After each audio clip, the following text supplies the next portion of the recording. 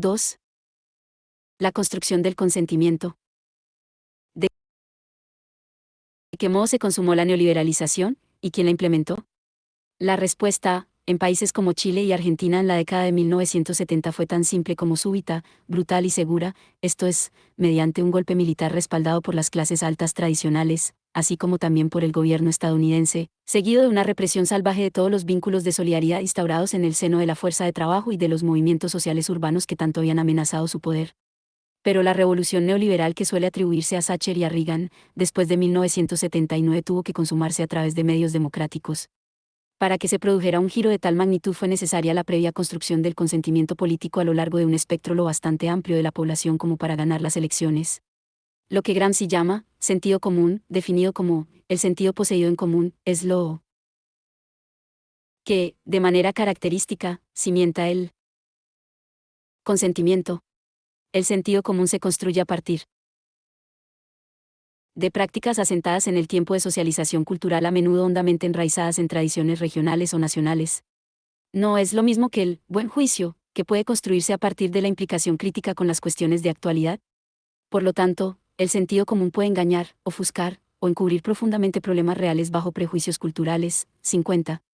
Los valores culturales y tradicionales, como la creencia en Dios y en el país, o las opiniones sobre la posición de las mujeres en la sociedad, y los miedos, a los comunistas, a los inmigrantes, a los extraños o a los otros, pueden ser movilizados para enmascarar otras realidades.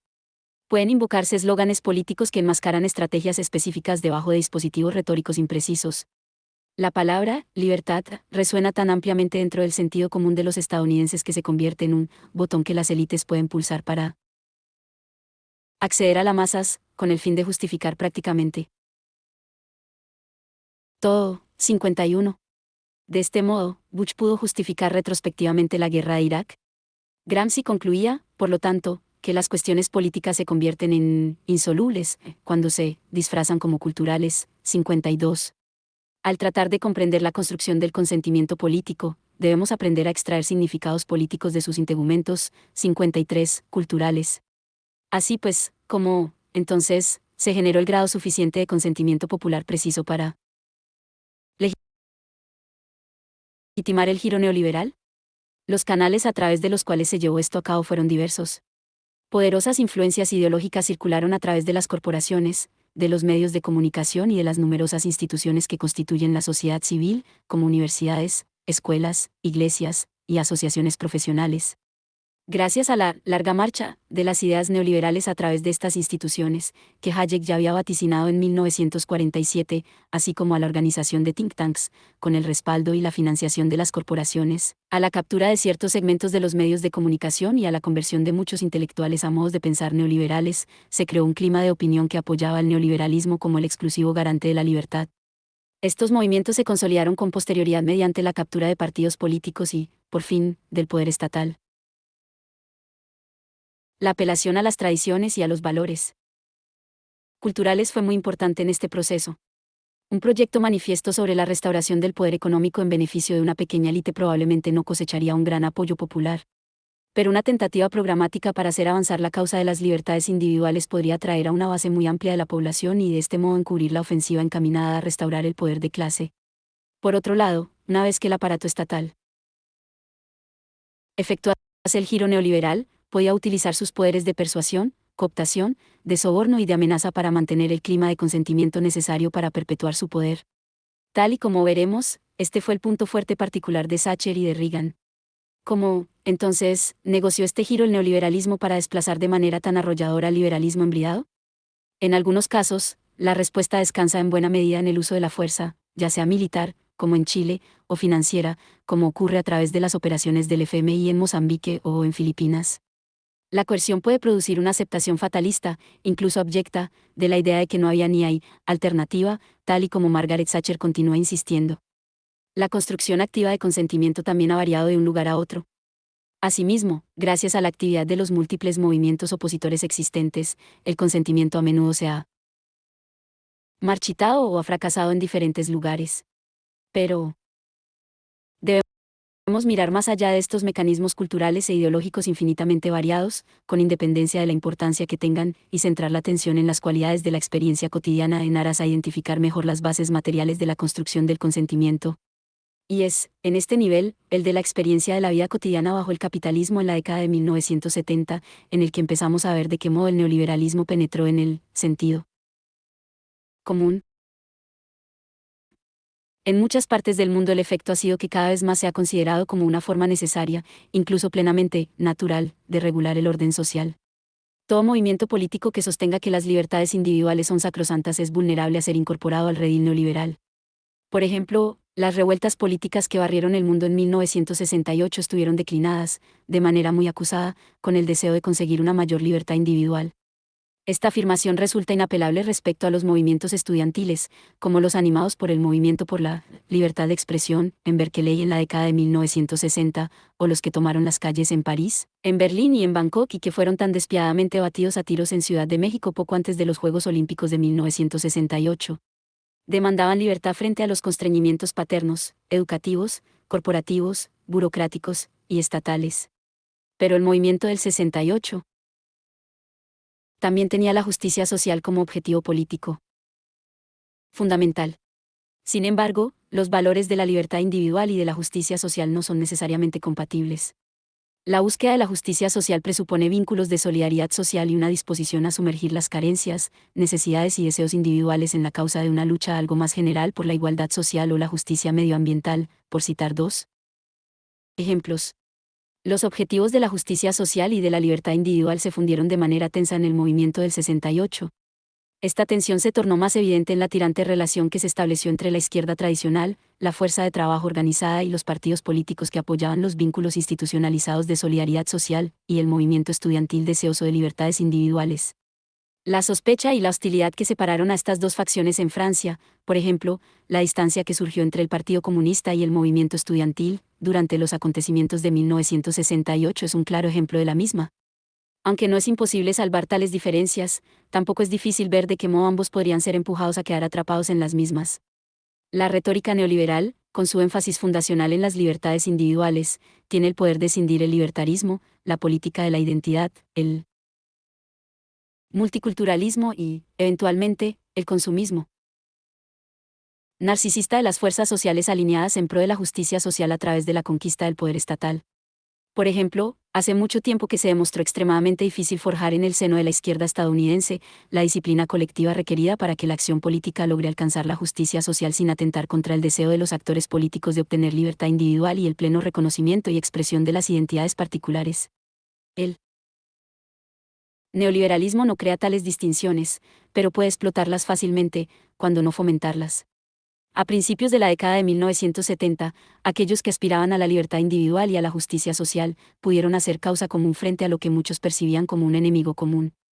Se pensaba que las poderosas corporaciones, aliadas con un Estado intervencionista, iban a gobernar el mundo de formas opresivas para los individuos y, en el plano social, injustas. La guerra de Vietnam fue el catalizador más obvio de este descontento, pero las actividades destructivas de las corporaciones y del Estado en relación con el medio ambiente, la presión hacia un consumismo irracional, el fracaso para abordar las cuestiones sociales y responder adecuadamente a la diversidad existente, así como también las intensas restricciones sobre las oportunidades individuales y sobre los comportamientos personales mediante un control dirigido tanto por el Estado como por las tradiciones, también eran una fuente de malestar general. Los derechos civiles fueron uno de los ejes, y las cuestiones relativas a la sexualidad y a los derechos reproductivos estuvieron muy presentes. Para la mayor parte de las personas comprometidas en el movimiento del 68, el enemigo era un Estado intrusivo que tenía que ser reformado. Y, en este punto, los neoliberales no tenían mucho que objetar. Pero las corporaciones, las empresas y el sistema de mercado capitalista también eran considerados enemigos primordiales que exigían ser revisados, cuando no ser objeto de una transformación revolucionaria, de ahí la amenaza al poder de clase capitalista. A través de la captura de los ideales de la libertad individual y volviéndolos contra las prácticas intervencionistas y reguladoras del Estado, los intereses de la clase capitalista podían esperar proteger e incluso restaurar su posición. El neoliberalismo podía desempeñar de manera excelente esta tarea ideológica. Pero debía estar respaldado por una estrategia práctica que pusiera el énfasis en la libertad de elección del consumidor, no solo respecto a productos concretos, sino también respecto a estilos de vida, modos de expresión y una amplia gama de prácticas culturales. La neoliberalización requería tanto política como económicamente, la construcción de una cultura populista neoliberal basada en un mercado de consumismo diferenciado y en el libertarismo individual. En este sentido, se demostró más que compatible con él impulso cultural llamado posmodernidad, que durante largo tiempo había permanecido latente batiendo sus alas pero que ahora podría alzar su vuelo plenamente consumado como un referente dominante tanto en el plano intelectual como cultural. Este fue el desafío que las corporaciones y las élites de clase decidieron fraguar de manera velada en la década de 1980. Nada de esto estaba muy claro en aquel entonces. Los movimientos de izquierda no fueron capaces de reconocer o de confrontar, y mucho menos de trascender, la tensión inherente entre la búsqueda de libertades individuales y la justicia social.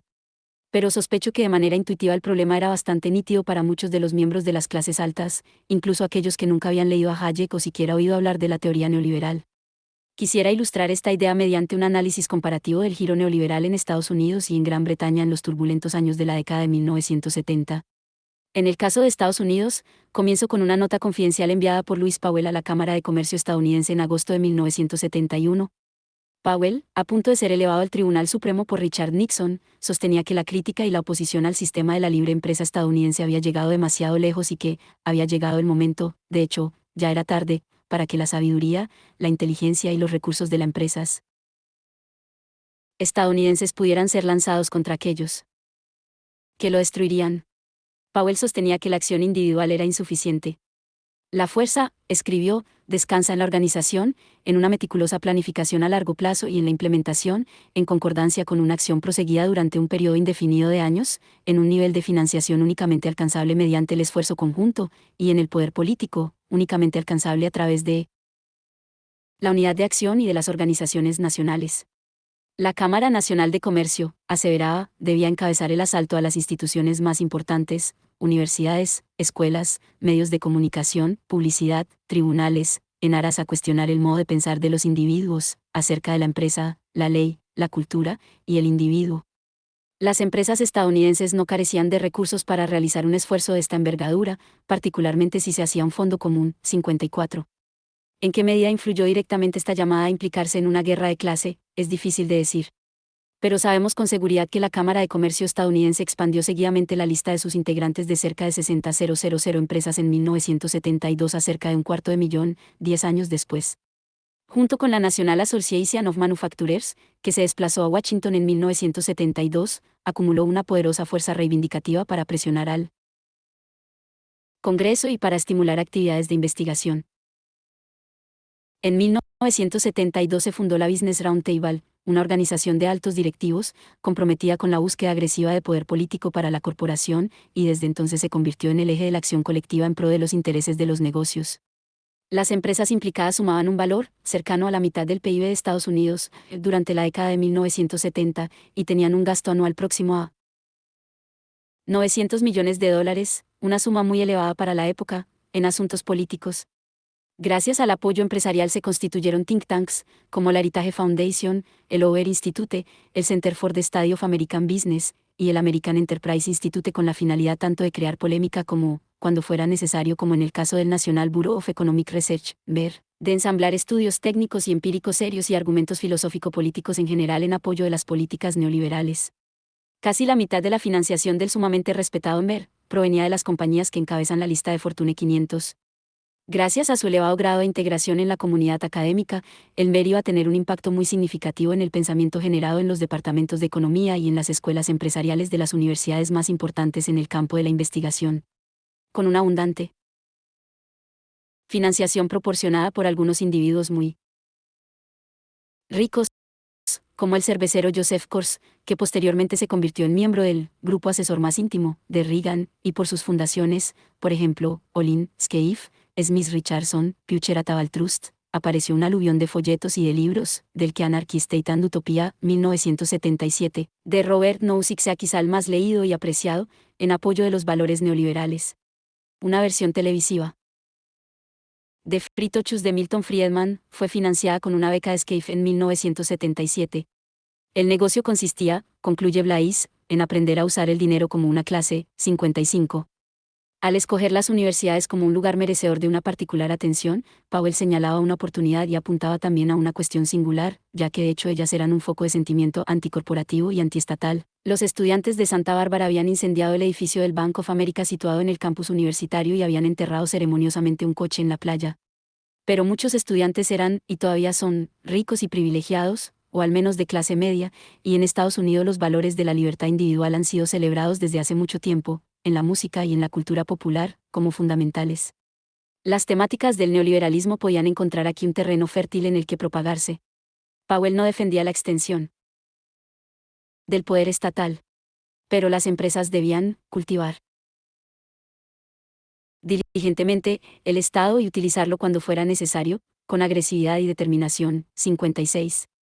Pero ¿de qué modo exactamente iba a ser desplegado el poder estatal para remodelar el propio sentido común? La doble crisis de acumulación de capital y de poder de clase encontró una línea de respuesta en las trincheras de las luchas urbanas de la década de 1970.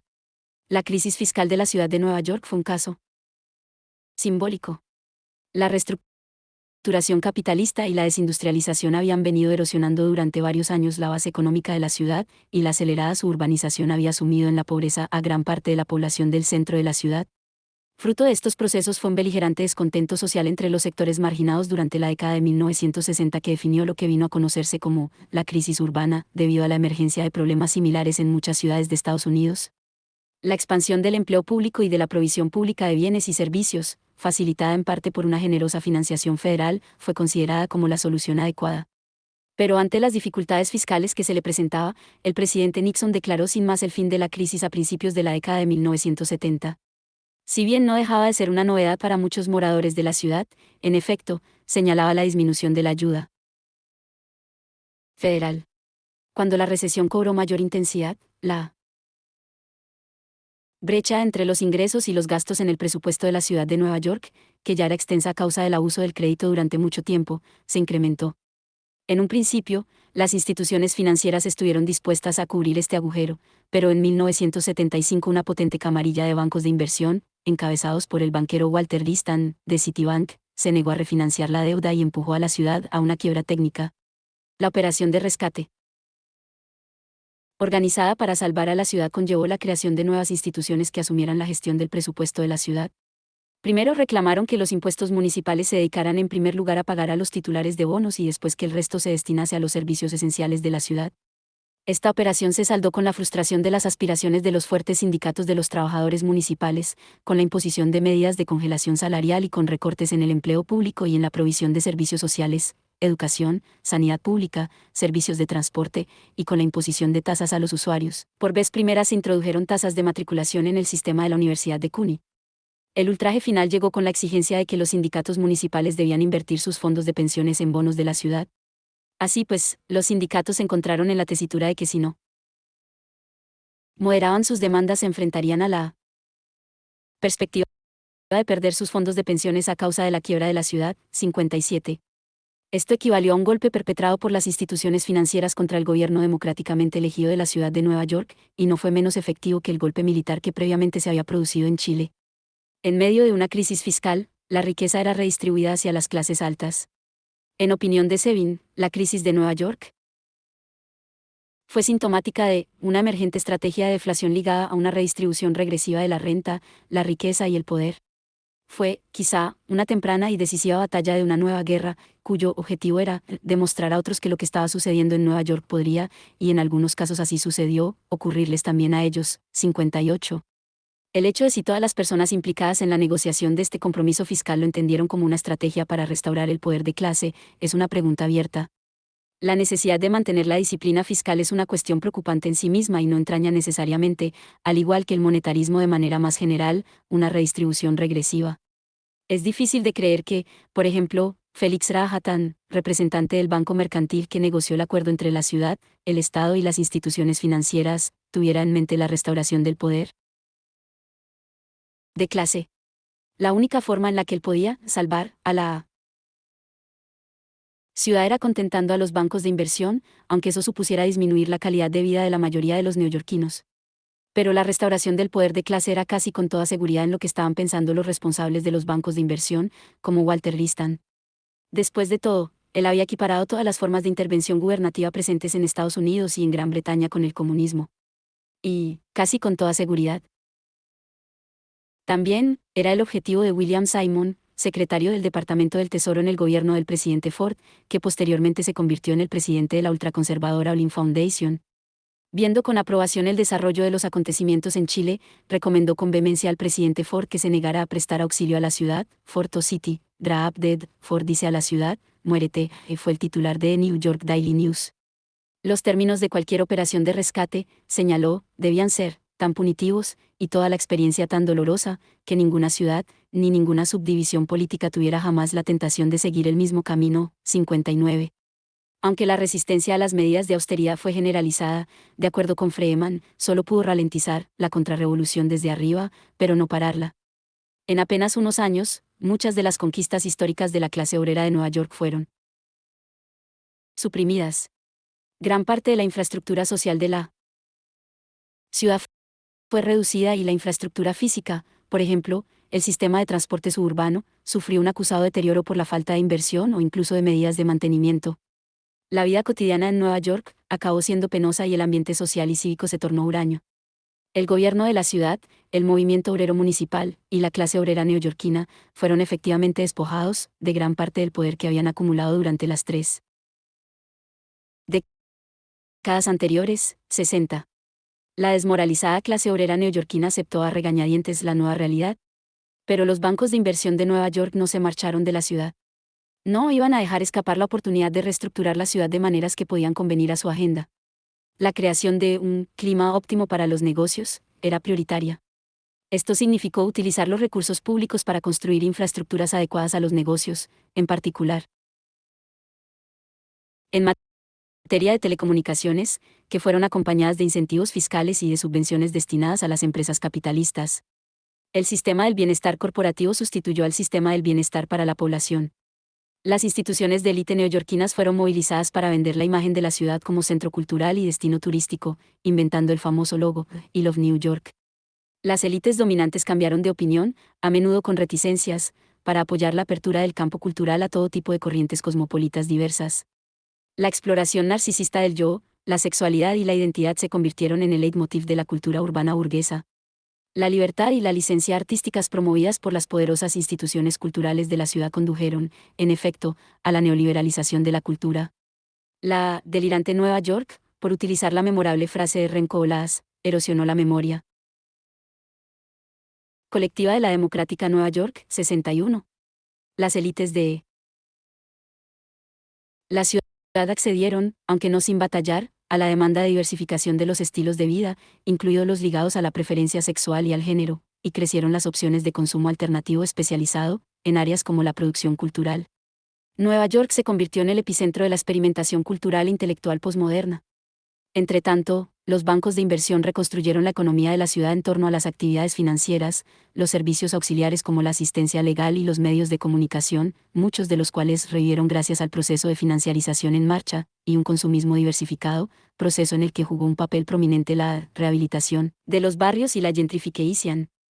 El gobierno de la ciudad se organizó cada vez más como una entidad empresarial en lugar de socialdemócrata o siquiera gerencial. La competencia interurbana por el capital de inversión transformó al gobierno en un modelo de gestión urbano, articulado en torno a asociaciones público-privadas. Las empresas municipales comenzaron a dirigirse de manera progresiva a puerta cerrada, mientras se desvanecía el contenido democrático y representativo de la forma de gobierno. 62.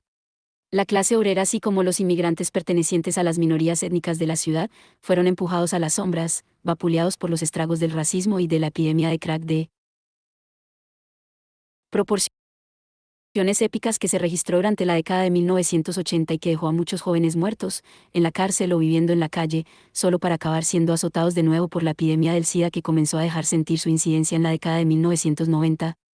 La redistribución de la riqueza a través de la violencia delictiva se convirtió en una de las pocas opciones serias que se abrían a las personas pobres, y las autoridades respondieron criminalizando a comunidades enteras de una población empobrecida y marginada. Las víctimas fueron culpabilizadas y Giuliani se haría famoso por tomarse la revancha colocándose del lado de la burguesía cada día más opulenta de Manhattan, que estaba cansada de tener que enfrentarse a los efectos de la devastación en los portales de sus propias casas. La gestión de la crisis fiscal de Nueva York fue pionera de las prácticas neoliberales tanto en el ámbito doméstico, durante las presidencias de Reagan, como internacional, a través del FMI en la década de 1980. Instauró el principio de que en caso de conflicto entre la integridad de las instituciones financieras y los beneficios de los titulares de bonos, por un lado, y el bienestar de los ciudadanos, por otro, se iba a privilegiar lo primero. Igualmente, puso el acento en que el papel del gobierno era crear un buen clima para los negocios y no atender a las necesidades y al bienestar de la población en su conjunto. TAP concluye que la política de la administración de Reagan durante la década de 1980 se convirtió, a todas luces, en poco más que en una reedición ampliada del escenario de Nueva York de la década de 1970-63. La traducción de estas conclusiones locales de mediados de la década de 1970 a escala nacional se desarrolló de manera vertiginosa. Thomas Edsall, un periodista corresponsal en Washington durante muchos años, publicó un vaticinador análisis en 1985. Durante la década de 1970, las empresas afinaron su capacidad para actuar como clase, sacrificando su instinto competitivo a favor de la unidad y de una actuación cooperadora en la arena legislativa. En lugar de que las compañías individuales se limitaran a buscar favores especiales, el tema dominante en la estrategia política de las empresas se convirtió en un interés compartido por echar por tierra leyes como las destinadas a proteger los derechos de los consumidores y por sacar adelante la reforma legislativa laboral, así como la promulgación de una legislación reguladora, antimonopolista y fiscal que les fuera más favorable. 64. En aras a cumplir este objetivo, los empresarios necesitaban un instrumento político de clase y una base popular.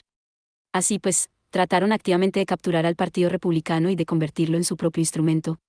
La constitución de fuertes comités de acción política para obtener, tal y como se expresa en el viejo dicho, el mejor gobierno que el dinero pueda comprar, fue un paso importante. Las leyes, supuestamente progresistas en materia de financiación de las campañas políticas de 1971 sirvieron, de hecho, para legalizar la corrupción financiera de los políticos.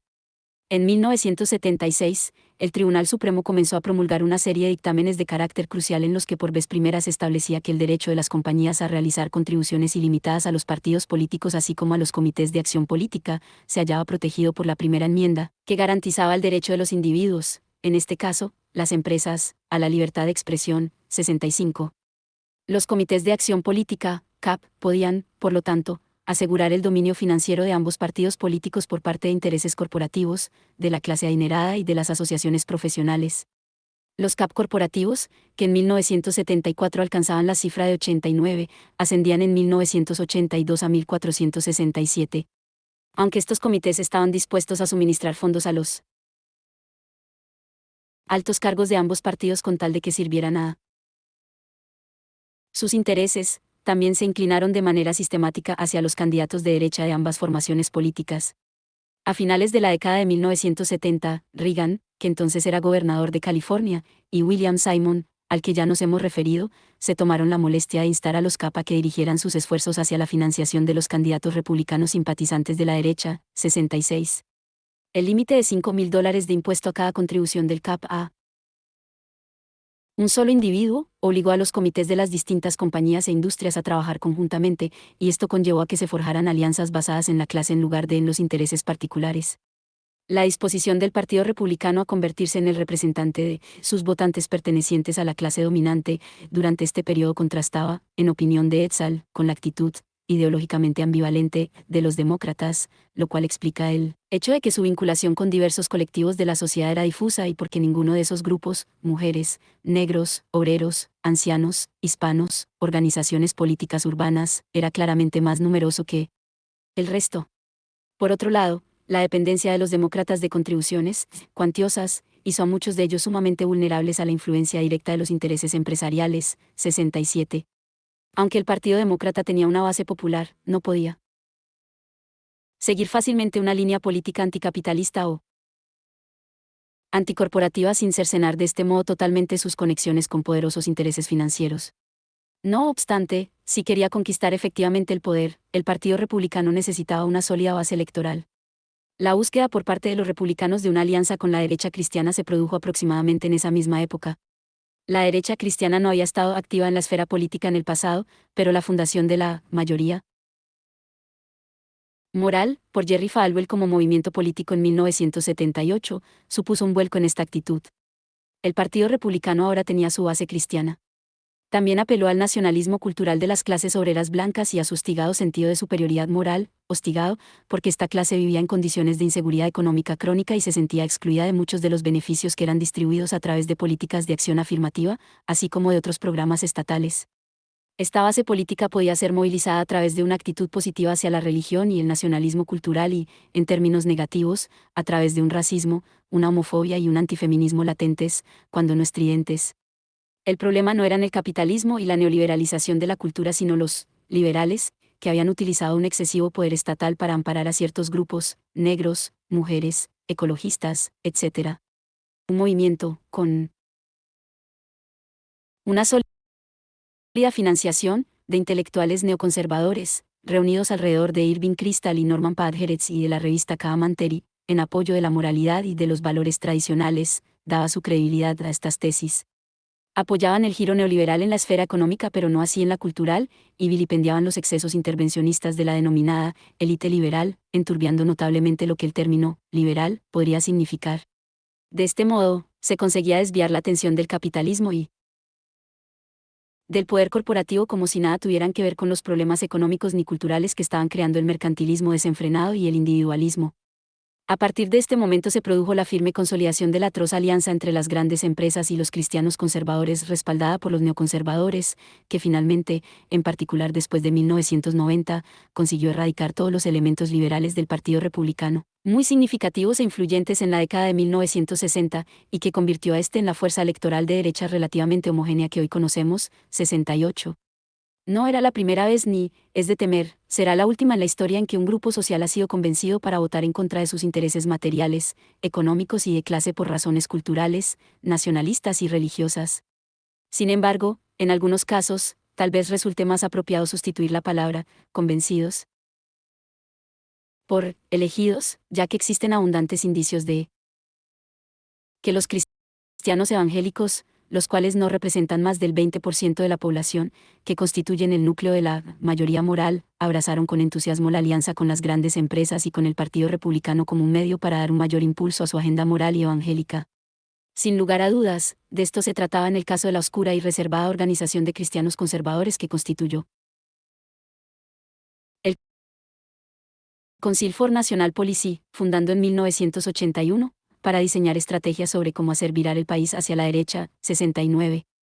Por otro lado, el Partido Demócrata estaba profundamente desgarrado por la necesidad de aplacar, sino de socorrer, los intereses financieros y corporativos y, al mismo tiempo, dar muestras de estar impulsando la mejora de las condiciones materiales de vida de su base popular.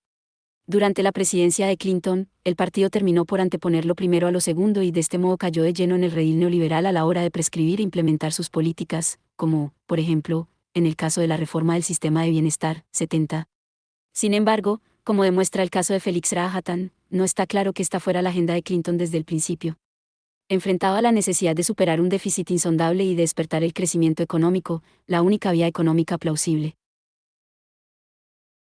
era la reducción del déficit para conseguir bajas tasas de interés. Esto suponía o bien imponer una fiscalidad sustancialmente más elevada, que equivalía a un suicidio electoral, o bien efectuar recortes presupuestarios.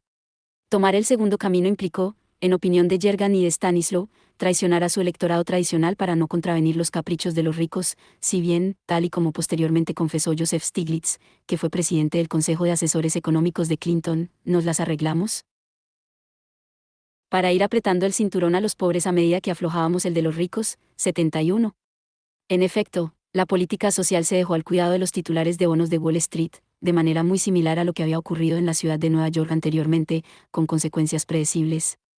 La estructura política que surgió fue bastante simple.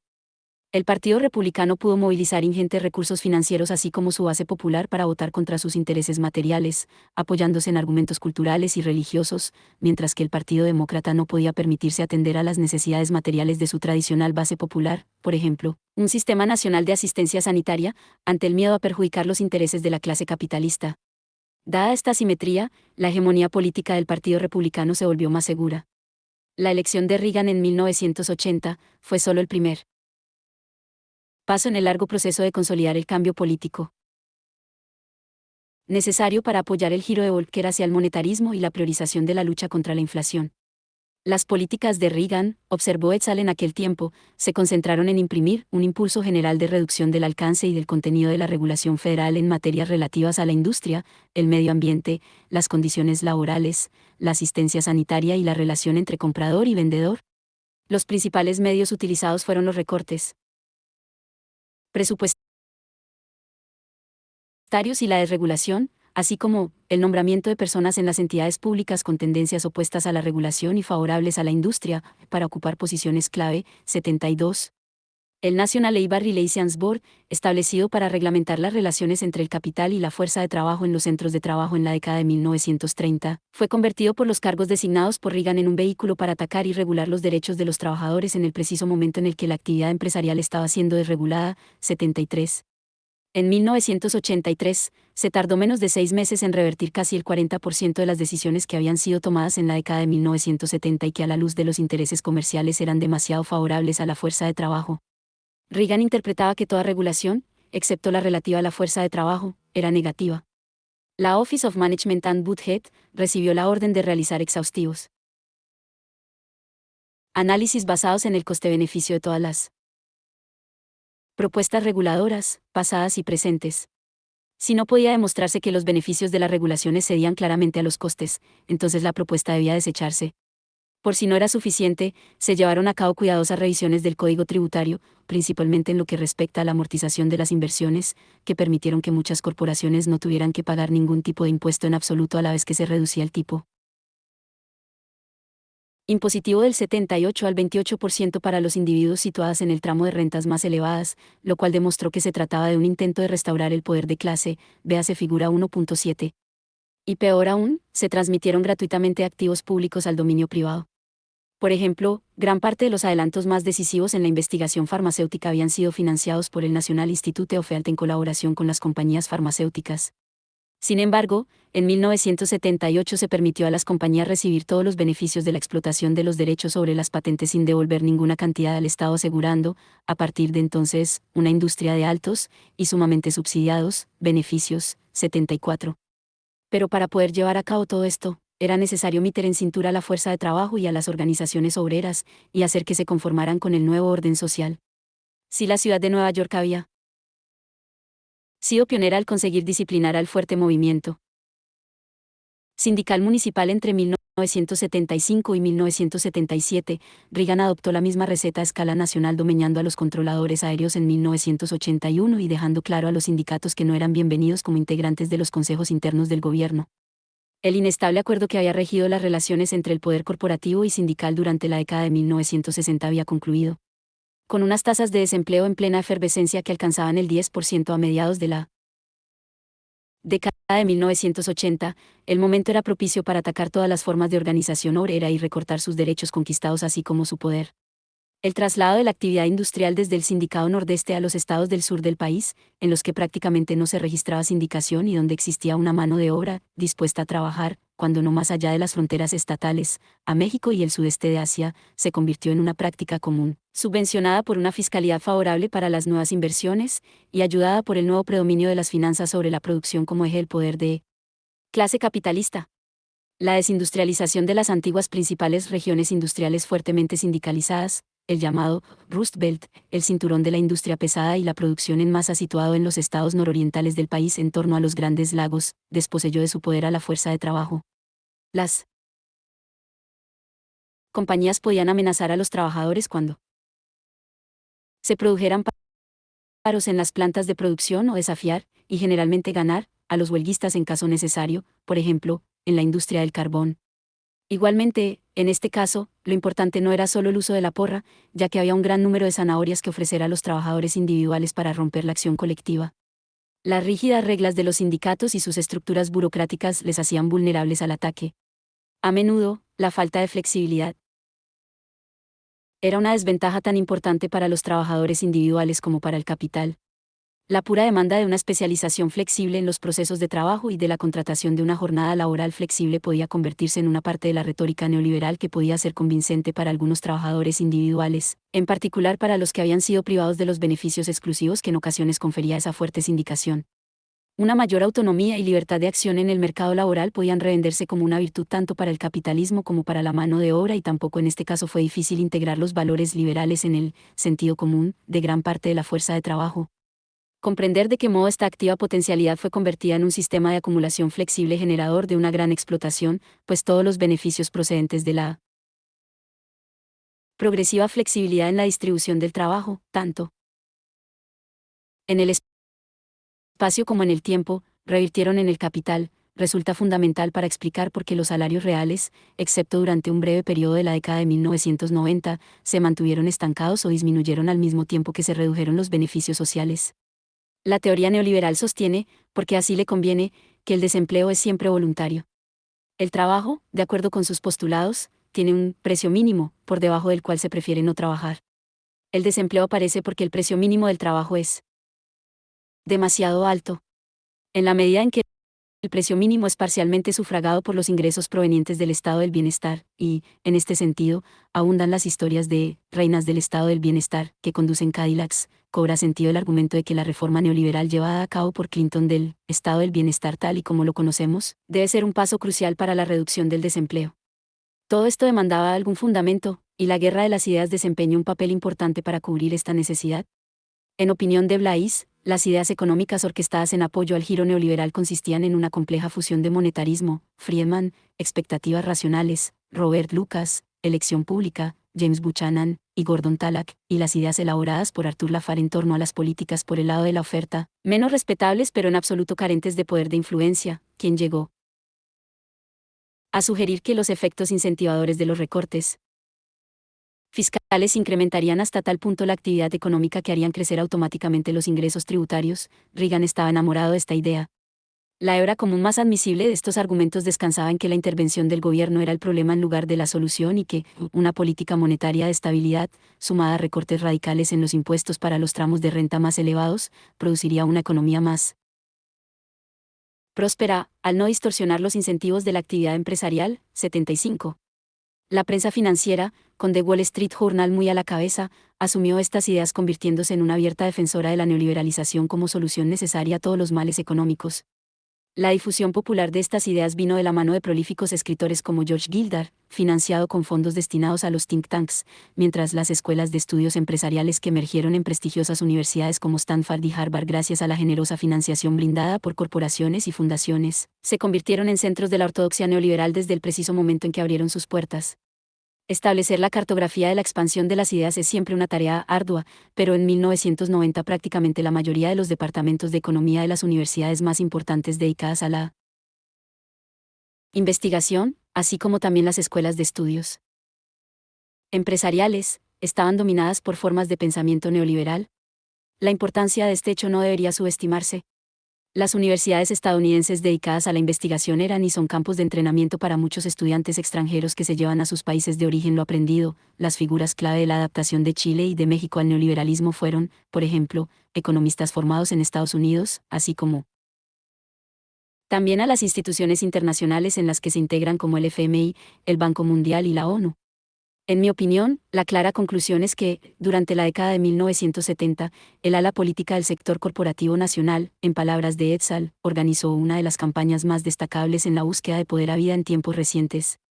A principios de la década de 1980, había ganado un grado de influencia y de poder próximo al que tenía durante los prósperos días de la década de 1920-76. Y en 2000 había utilizado esa posición privilegiada para volver a situar su porcentaje de la riqueza y de la renta nacional en niveles que tampoco se veían desde la década de 1920. En Gran Bretaña, la construcción del consentimiento se produjo de modo muy diferente. 77. Lo que ocurría en Kansas era muy distinto de lo que pasaba en Yorkshire. Las tradiciones políticas y culturales eran muy dispares.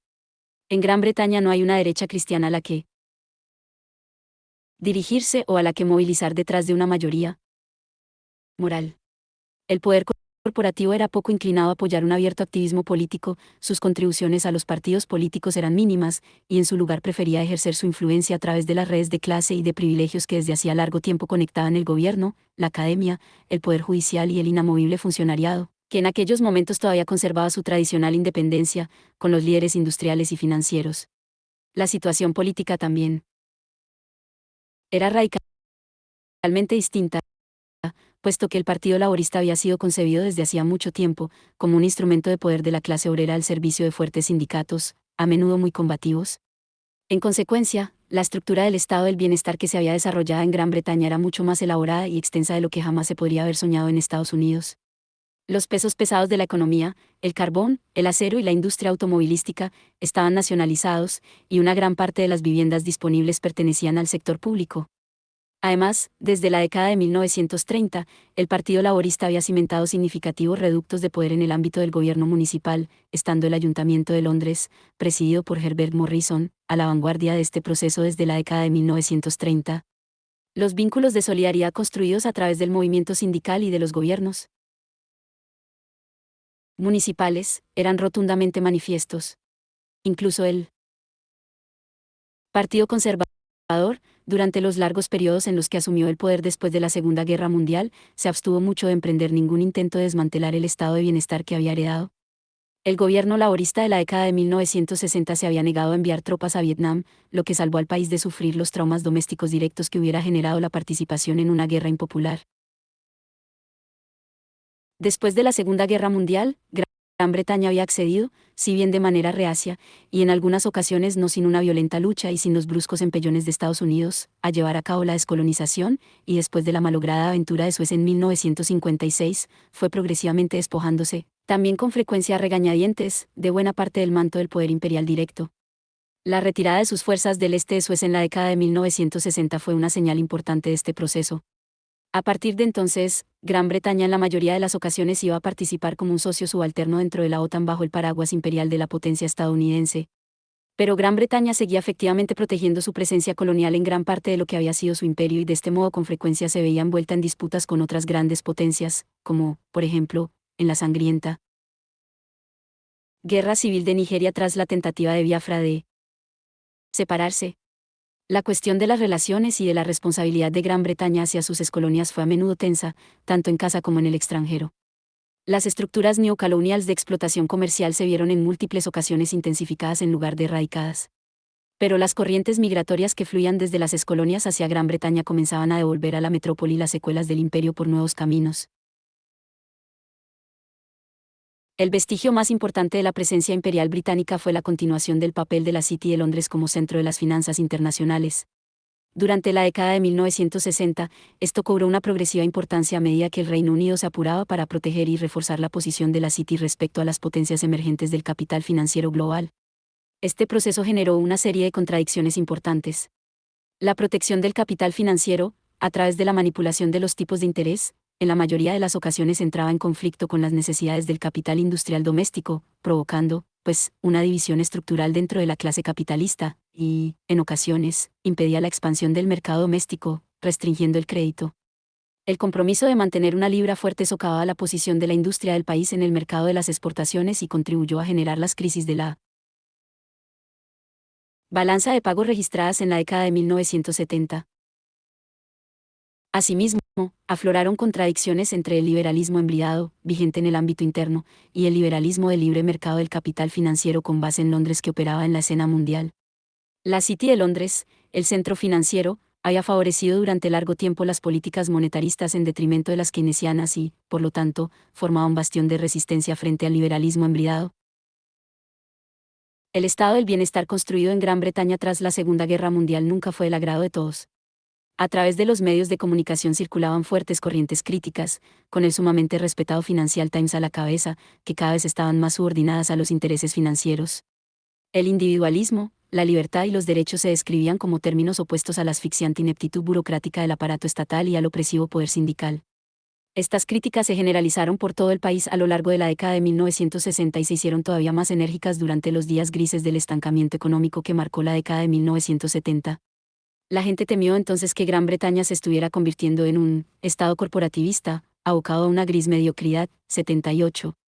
La corriente subterránea de pensamiento representada por Hayek constituía una oposición viable y contaba con defensores en las universidades y, lo que es más importante, dominaba el trabajo del Institute of Economic Affairs, fundado en 1955, en el que Kate Joseph, que posteriormente se convertiría en uno de los asesores fundamentales de Margaret Thatcher, saltó con éxito a la escena pública en la década de 1970. La fundación del Centre for Policy Studies, 1974, y de la Adam Smith Institute, 1976, y el progresivo compromiso de la prensa con la neoliberalización durante la década de 1970, afectaron de modo significativo al clima respirado entre la opinión pública. El temprano auge de un significativo movimiento juvenil, inclinado a la sátira política, y la llegada de una desenfrenada cultura pop al marchoso Londres, de la década de 1960 eran una burla, a la vez que un desafío, a la estructura tradicional de las entretejidas relaciones de clase. El individualismo y la libertad de expresión se convirtieron en objeto de disputa y el movimiento estudiantil de tendencias izquierdistas, influido en muchos sentidos por las complejidades que entrañaba acomodarse al arraigado sistema de clases británico así como también a su herencia colonial, se convirtió en un activo elemento dentro de la política británica, de modo muy similar a como ocurrió en otros lugares con el movimiento del 68. Su actitud irreverente hacia los privilegios de clase, ya se tratara de los aristócratas, los políticos o los burócratas sindicales, iba a fundar el posterior radicalismo del giro posmoderno. Y el escepticismo respecto a la política iba a preparar el camino para la actitud de sospecha hacia todas las metanarrativas. Aunque había muchos elementos a partir de los cuales poder construir el consentimiento para efectuar el giro neoliberal, no cabe duda de que el fenómeno Thatcher no habría emergido, y mucho menos con éxito, si no hubiera sido por la seria crisis de acumulación de capital experimentada durante la década de 1970. La estanflación estaba perjudicando a todo el mundo. En 1975 la inflación se disparó hasta alcanzar el 26% y las cifras del desempleo superaron el millón de trabajadores, véase figura 1.1. Asimismo, las industrias nacionalizadas estaban drenando los recursos del tesoro público. Esto desató un enfrentamiento entre el Estado y los sindicatos. En 1972 los mineros británicos, una industria nacionalizada, declararon su primera huelga desde 1926, tal y como volverían a hacer en 1974. Los mineros siempre habían estado en la vanguardia de las luchas obreras británicas. Sus salarios no crecían en sintonía con el ritmo de crecimiento de la acelerada inflación, y la opinión pública simpatizaba con ellos. El gobierno conservador, en medio de cortes en el suministro de energía eléctrica, declaró el estado de emergencia, decretó una jornada laboral de 3 días a la semana y buscó el apoyo de la opinión pública en contra de los mineros. En 1974, el gobierno convocó elecciones con el objetivo de obtener el respaldo público para su posición. Perdió, y el gobierno laborista que regresó al poder, pacificó la huelga alcanzando un acuerdo en términos favorables para los mineros. Sin embargo, la victoria fue pírrica. 79. El gobierno laborista no podía permitirse los términos del acuerdo y sus aprietos fiscales se multiplicaron. El elevado déficit presupuestario se vio acompañado por una crisis en la balanza de pagos. Al solicitar los créditos del FMI entre 1975 y 1976 se encontró ante la disyuntiva de optar o bien por someterse a las restricciones y la austeridad presupuestarias ordenadas por el Fondo Monetario Internacional, o bien declararse en quiebra y sacrificar la integridad de la libra esterlina, lo que suponía asestar un golpe mortal a los intereses financieros de la City de Londres. Se optó por el primer camino y se implementaron recortes presupuestarios draconianos en los gastos del sistema de bienestar. 80. El gobierno laborista actuó en contra de los intereses materiales de sus partidarios tradicionales, pero seguía sin solucionarse la crisis de acumulación y de estanflación. De manera infructuosa, trató de enmascarar las dificultades apelando al ideal corporativista, en el que se supone que todo el mundo debe sacrificar algo por el bien de la entidad política a la que se pertenece. Sus partidarios se rebelaron abiertamente y los trabajadores del sector público iniciaron una oleada de huelgas salvajes durante el periodo que se conoció como el invierno del descontento, de 1978. Los trabajadores hospitalarios dejaron de prestar servicios, y la atención médica tuvo que ser severamente racionada. Los sepultureros en huelga se negaban a enterrar a los muertos. Los camioneros también se declararon en huelga. Únicamente los enlaces sindicales tenían la facultad de permitir cruzar las líneas de los piquetes a los camiones que transportaban bienes esenciales. La compañía británica de ferrocarriles anunció una lacónica noticia: hoy no hay trenes. Los sindicatos huelguistas parecían a punto de provocar el paro de toda la nación. 81. La prensa dominante fue sumamente crítica.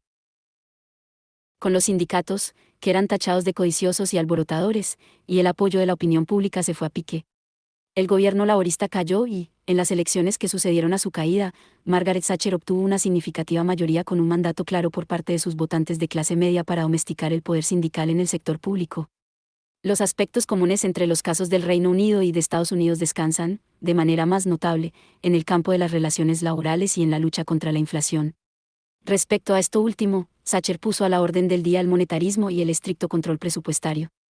Los elevados tipos de interés acarrearon un elevado nivel de desempleo, la tasa media de paro se situó en el 10% entre 1979 y 1984, y el Trades Union Congress perdió el 17% de sus miembros en 5 años. El poder de negociación de la fuerza de trabajo se vio debilitado.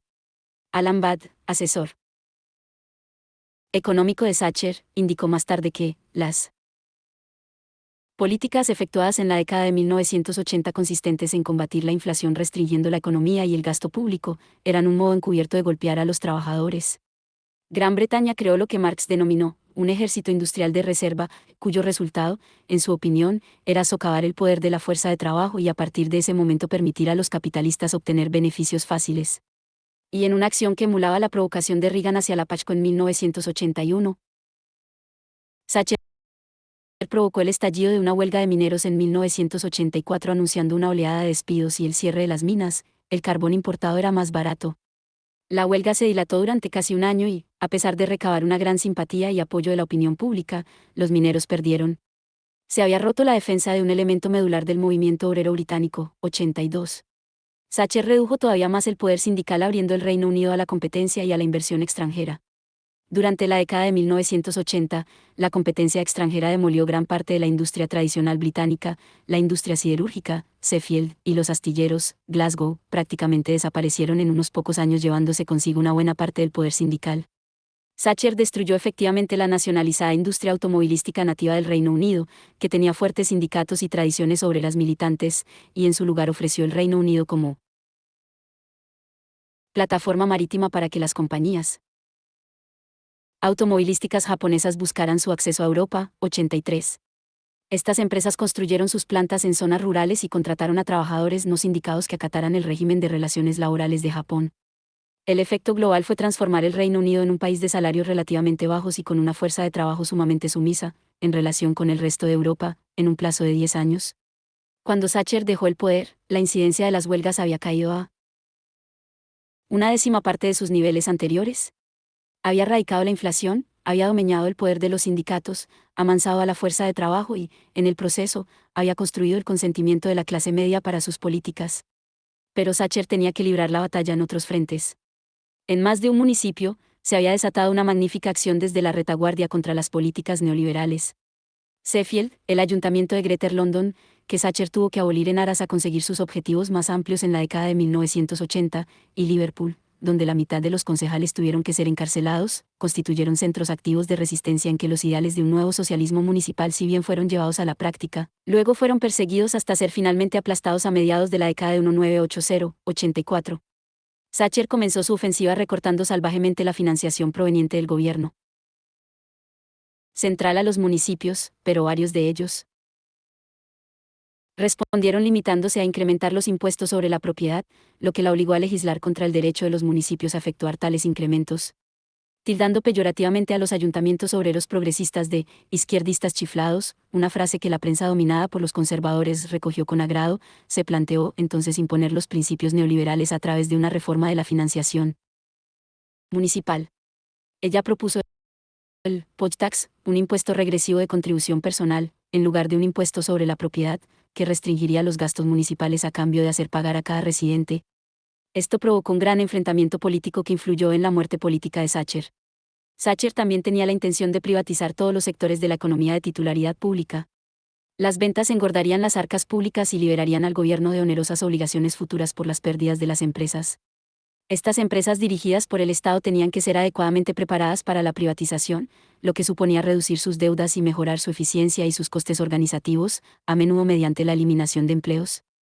La valoración de las mismas también se estructuró para ofrecer incentivos considerables al capital privado en un proceso equiparado por sus opositores a regalarlas alhajas de la familia. En varios casos, las subvenciones fueron disfrazadas en el trámite de valoración de las empresas para su venta, ya que las compañías del agua, los ferrocarriles e incluso las empresas públicas en la industria automovilística y siderúrgica poseían terrenos de gran valor en sus ubicaciones originales que fueron excluidos de la tasación de las mismas, aduciendo que se trataba de empresas en funcionamiento. La privatización y los objetivos especulativos sobre la propiedad liberada iban de la mano. Pero en esta ocasión la finalidad también era transformar la cultura política, ampliando el campo de la responsabilidad corporativa y personal, y estimulando una mayor eficiencia, innovación e iniciativa individual / diagonal corporativa. British Aerospace, British Telecom, British Airways, el acero, la electricidad y el gas, el petróleo, el carbón, el agua, los servicios de autobuses, los ferrocarriles y una multitud de empresas estatales de menor tamaño fueron vendidas en una oleada masiva de privatizaciones. Gran Bretaña fue pionera en este camino al mostrar el modo de llevarlas a cabo de una forma razonablemente ordenada y rentable para el capital. Thatcher estaba convencida de que una vez realizados estos cambios, se tornarían irreversibles, de ahí su prisa. Asimismo, la legitimidad de todo este movimiento se vio arropada con éxito por la venta exhaustiva de las viviendas públicas a sus moradores. Este proceso incrementó enormemente el número de propietarios de viviendas en el periodo de una década. Por un lado, satisfacía el ideal tradicional de la propiedad privada individual como el sueño de la clase obrera y, por otro, introducía un dinamismo nuevo y a menudo especulativo en el mercado de la vivienda que fue muy apreciado por las clases medias, que vieron cómo crecía el valor de sus activos, al menos, hasta la crisis del mercado inmobiliario de principios de la década de 1990. El desmantelamiento del estado del bienestar era, sin embargo, algo completamente distinto. Lidiar en campos como la educación, la asistencia sanitaria, los servicios sociales, las universidades, la burocracia estatal y el sistema judicial, se reveló difícil. En este punto, Thatcher tenía que librar la batalla contra las actitudes arraigadas y a menudo tradicionales de las clases media y alta que formaban el núcleo de sus electores. Ella pretendía desesperadamente extender el ideal de la responsabilidad personal, por ejemplo, a través de la privatización de la asistencia sanitaria, a todos los campos y recortar las obligaciones estatales. No consiguió progresar con presteza. A los ojos de la opinión pública, existían límites a la neoliberalización de todo. Por ejemplo, no fue hasta 2003 que un gobierno laborista logró, en contra de una oposición generalizada, introducir un sistema de pago de tasas en la educación superior. En todas esas áreas se demostró difícil forjar una alianza de consentimiento a favor de un cambio radical. Acerca de esta cuestión, su gabinete, así como sus partidarios, se encontraba notoriamente dividido entre flexibles e intransigentes, y llevó varios años de lacerantes confrontaciones en el seno de su propio partido, así como en los medios de comunicación, ganar modestas reformas neoliberales. Lo más que pudo hacer fue intentar acelerar el desarrollo de una cultura empresarial e imponer estrictas reglas de vigilancia, de responsabilidad financiera y de productividad sobre ciertas instituciones, como las universidades, que malamente podían amoldarse a las mismas. Thatcher forjó el consentimiento mediante el cultivo de una clase media que se deleitaba en los placeres de la propiedad de su vivienda, de la propiedad privada, del individualismo y de la liberación de las oportunidades empresariales. A la vez que los vínculos de la solidaridad obrera menguaban bajo la presión que se ejercía sobre ella y las estructuras del mercado laboral se veían radicalmente transformadas a través de la desindustrialización, los valores de la clase media se extendían más ampliamente para integrar a muchos de los que antaño tuvieron una firme identidad de clase. La apertura de Gran Bretaña a un mercado más libre permitió el florecimiento de la cultura de consumo, mientras la proliferación de instituciones financieras situó cada vez más en el centro de una antes sobria forma de vida británica, una cultura de endeudamiento. El neoliberalismo implicó la transformación de la antigua estructura de clase británica a ambos extremos del espectro. Además, gracias al mantenimiento de la City de Londres como un actor central en las finanzas globales, fue gradualmente convirtiendo el corazón de la economía británica, Londres y el sureste del país, en un dinámico centro de riqueza y de poder en continuo crecimiento. En realidad, no se trataba tanto de que el poder de clase hubiera sido restaurado en algún sector tradicional, como de que más bien se había reunido de manera expansiva alrededor de uno de los centros globales de operaciones financieras más importantes. Los cachorros de Axpr ya fluyeron a Londres para trabajar negociando con bonos y con divisas, amasar rápidamente riqueza y poder, y convertir Londres en una de las ciudades más caras del mundo. Aunque la revolución de Thatcher estuvo preparada por la organización del consentimiento en el seno de las clases medias tradicionales, que la auparon a 3 victorias electorales, en el plano ideológico, todo su programa, en particular en su primer mandato, estuvo mucho más impulsado por la teoría neoliberal de lo que nunca antes había sido el caso en Estados Unidos. A pesar de poseer ella misma un sólido origen de la clase media, estaba claramente entusiasmada con los tradicionales estrechos contactos existentes entre el despacho del primer ministro y los capitanes de la industria y las finanzas. Se volvió con frecuencia hacia ellos en busca de consejo y en algunas ocasiones les brindó palmarios favores infravalorando los activos del Estado para impulsar su privatización. El proyecto de restaurar el poder de clase, frente al desmantelamiento del poder de la clase obrera, jugó quizá un papel más subconsciente en su evolución política. El éxito de Reagan y de Thatcher puede medirse en función de diversos criterios, 85. Pero, en mi opinión, lo más útil es hacer hincapié en la forma en que tomaron lo que hasta entonces habían sido posiciones políticas, ideológicas e intelectuales minoritarias y las hicieron dominantes. La alianza de fuerzas que ayudaron a consolidar y las mayorías que dirigieron, se convirtieron en un legado que la generación posterior de líderes políticos encontró difícil de desalojar. Tal vez, el mayor testimonio de su éxito descanse en el hecho de que tanto Clinton como Blair se encontraran a sí mismos en una situación con un margen de maniobra tan limitado que no tuvieron más remedio que dejar que continuara el proceso de restauración del poder de clase, incluso, en contra de lo que le sugería su instinto. Y una vez que el neoliberalismo se convirtió en algo tan hondamente integrado en el mundo anglosajón, fue difícil negar su notable relevancia respecto de cómo estaba funcionando el capitalismo en general a escala internacional. Tal y como veremos, esto no significa que el neoliberalismo simplemente se impusiera en todo el mundo mediante la influencia y el poder anglo-estadounidense.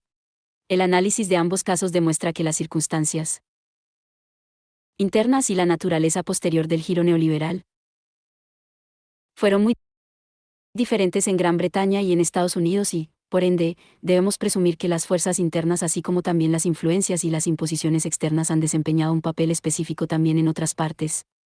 Reagan y Thatcher sacaron ventaja de las pistas que poseían, brindadas por Chile y por la ciudad de Nueva York, y se pusieron a la cabeza de un movimiento de clase que estaba determinado a restaurar su poder.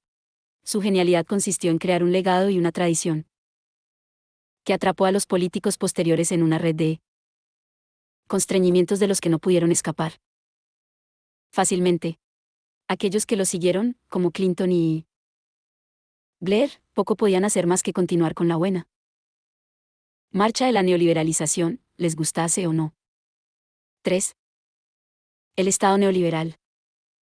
El papel del Estado en la teoría neoliberal es bastante fácil de definir. Sin embargo, la práctica de la neoliberalización ha evolucionado de tal modo que se ha alejado de manera significativa